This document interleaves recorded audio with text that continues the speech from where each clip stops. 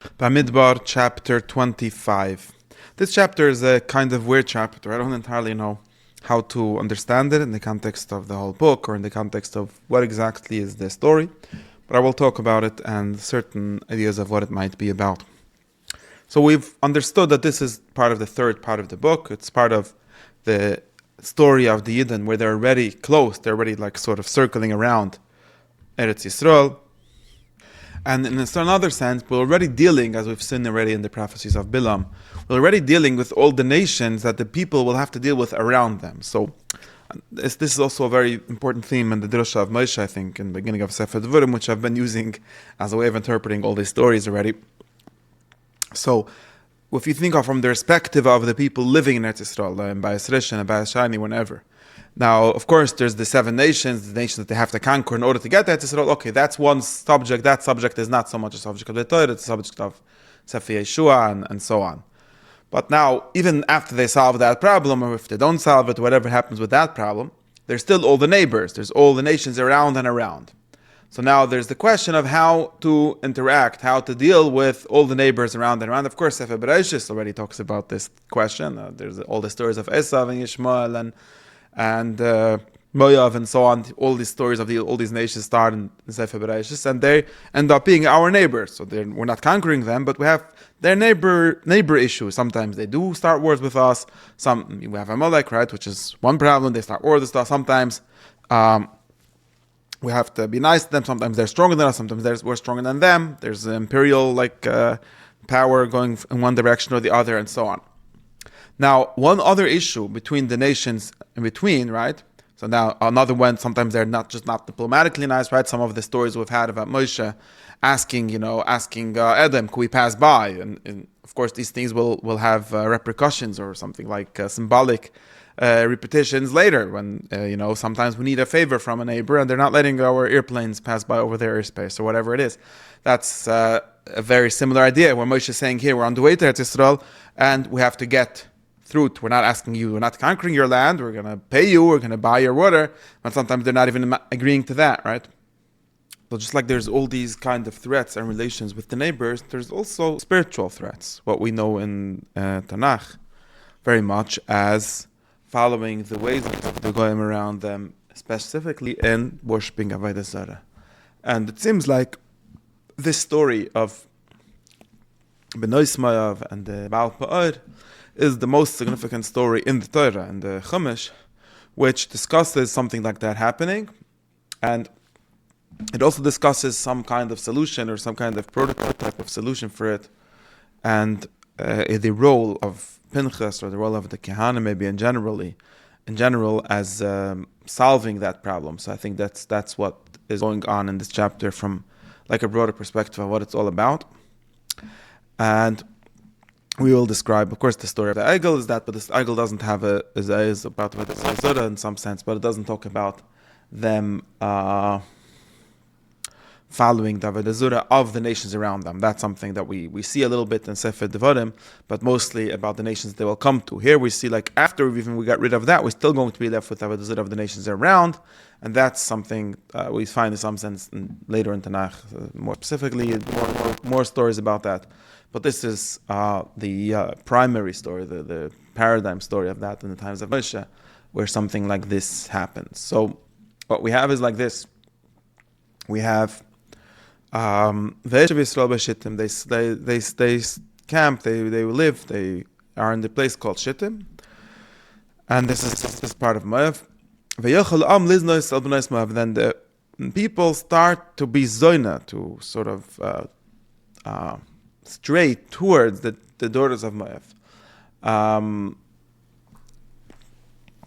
Or liznois means like to prostitute themselves, or the word zoina, but I think stray maybe is a better translation, to Benois Moav. Now this, of course, this is one of the major ways in which in a friendly way, right? In a friendly way, the nations around the Israel could cause them to sin, could cause them to stray from the correct path, specifically by intermarriage. We know the story of Shlomo HaMelech criticized for marrying foreign women who are caused them to worship Avodah Zarah. We know the stories in the times of beis Shinim with Ezra, with the foreign woman causing them to worship Avodah Zarah and so on. We know the Torah himself warning against this in Parshas Veschanon. So this is the story that talks about. This is the story that talks about this happening in the times of Moshe. And now, exactly what the Torah describes is happening. This is exactly what happens. They call the people the zivchela to the sacrifices, or zevach. We always read means also not just a sacrifice. It means a sacrifice where you eat also, where there's like a party for their gods, and therefore they eat, and therefore they also bow down. They because that's what you do when there's a sacrifice. When there's maybe zevach should be translated as a festival, a holiday. And therefore, Yitzamad Yisrael, Baal Peor and Yisrael, these part of Yisrael become connected, become attached to Baal Peor. Baal Peor being, as we discussed, Baal is a word that means something like Lord, Odin. So Baal Peor is this place where they just were. So Baal Peor, they become attached to this god of, foreign god of Peor. Vayichrav Hashem B'Yisrael, Hashem is very angry, because Hashem is very angry of Avodah Zarah. And what does he do for being angry? He deputizes, he sends a messenger, Moshe, and he tells them what to do. He says, Kachas kol Roshei. So apparently they were the leaders. Now we find out something more important. Not only like some, like a safsef, like some lower class people were part of this Baal Peor now.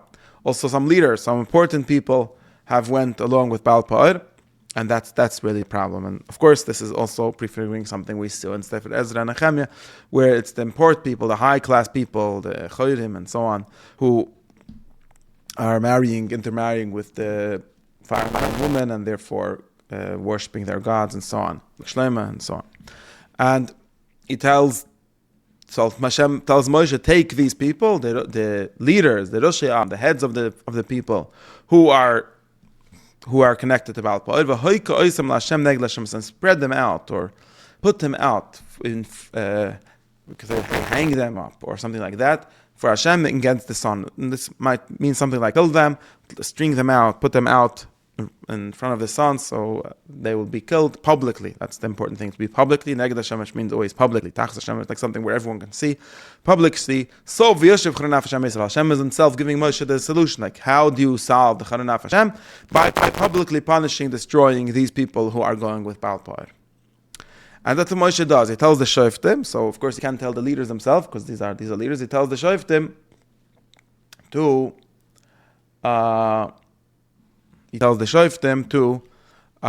kill each of the shoftim should kill his people who are attached to Baal Peor. So shoftim are each shofet has some people under him. Maybe like we discussed in Parshas Yisro, right? Historei Elefim, V'Shaftes Am, and so on. Each one is charged to take care of the Baal Peor worshippers of his group, of his part. So maybe if we read like this, we could say that Hashem is telling Moshe to tell the Roshei Am, which are the shoftim, to kill the Anoshav. Maybe that's one way to read it. Okay, now there's a new story, a new part of the story. So now a man, ish usually means an important person, like we say, a high-class person, a person with power, comes, and v'yakrev el echav es ha-Midianis. He brings close to his brothers a Midianite woman. So we have talked about Bnei Moab. Now suddenly there's also people from Midian there. Apparently these are neighbors, so they're part of the same sort of the same group, the same part of people. So it might mean the same. Might be the same area or something like that. And he tells them, and he brings a Midianite. So he's publicly defying what Moshe said, or what Moshe has been trying to get out. The people stop them from going with the Midianite women and stop them from following the Midianites. Following Baal Peor, is very publicly going against this, bringing the Midianites, and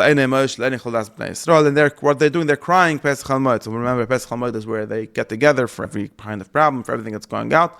And it seems like they don't know what to do. Moshe and Adas Bnei Yisrael, which we've discussed, which means usually the leaders, the congregations, like the Sanhedrin, the people in charge, don't know what to do.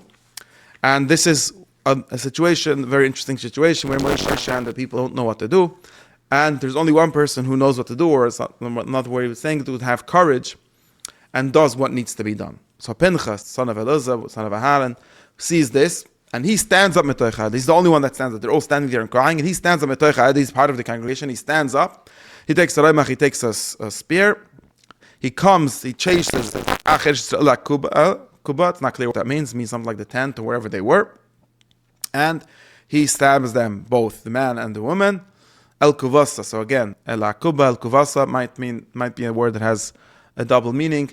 Might be also from the same shayrish. Interesting, we had in the same parsha, just in previous the shayrish kava, right, which means a curse. So maybe it might be something like the place from where she's cursed, or her like private places which might be called that way. And that solves the problem. But now we discovered that there was a magaif, it was a plague. 24,000 people died, and apparently that's why they were crying. And that's also the charoin af Hashem. Of course, like Hashem, whenever it says in the Torah charoin af Hashem, it doesn't just mean Hashem is sitting in his house or something. I'm brooding. It means that something bad is happening, and that's what is ascribed to Hashem. Charoin af Hashem. Hashem means there was a magaif already.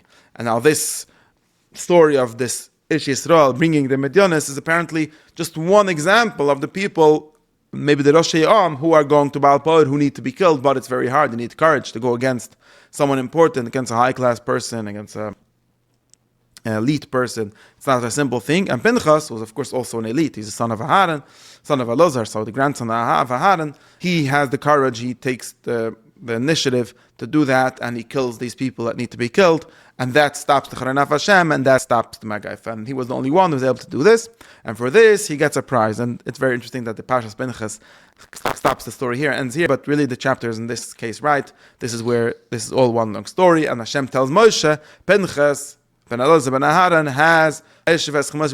he has brought back, taken away my anger from the people. The Kanes Knisi, by angering my anger, he's been angry for me. He did what I did, and because of him, only because of him, were the rest of the people stay saved. So the Magafa stopped because of him, and therefore he gets his reward.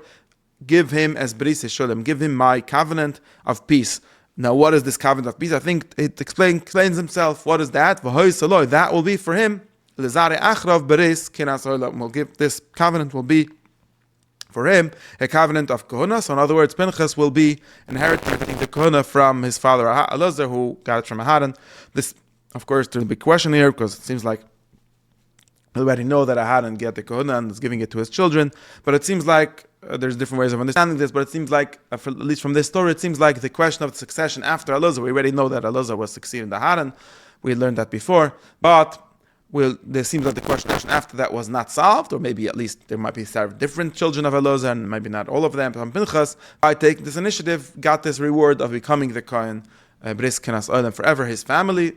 And just because he Tachas Ashken Love, and repeats, because he did his anger, he took the initiative of fulfilling God's anger, of doing, and by that, and saving the rest of the people from being destroyed. So that's the story of Pinchas. The end of this chapter is just giving a note of the names of the people that he died and were killed, and that shows us what was the courage of Pinchas, what wasn't said before. It's interesting, and this is a specific style that the Psikim do sometimes. They give a story anonymously, and then they say who that was. It might be deliberate, like Pinchas didn't really care who they were. He just did it because these are some people causing damage to everyone else, right? And he's going to take the initiative and do that. But in the end, we get this note. Of course, we have already Pinchas' names. We know exactly who he is. We get also the note of who this is. The Ish Yisrael was Zimri ben Suli, and he is the Nasi Beis Av Shimon. He's the leader of a Beis Av. It might not be the whole Shevet Shimon, but a Beis Av. We discussed one group of families of Shevet Shimon, so he was an important person. And the woman who was killed from Midian, her name was Kozvi Bas Tzur, who was, and this Tzur, her father Tzur, we'll see later, we'll meet him later, also in the story of the war with Midian. He is Rosh Imais Beis Av. He is also the leader, the head of a family in Midian. So both of this, on both sides, these were high-class people, and Pinchas was not afraid. He did what had to be done, even for that. And now we have a mitzvah from Hashem, and this shows us also that this whole story, I've made an audio, Mechemes Midian, the command from Mechemes Midian, the mitzvah, of course, it's interrupted by the census in the next chapter, but this shows us that this whole story is not, like I said, it's a spiritual story, but it obviously has some kind of meaning here. It obviously has some kind of,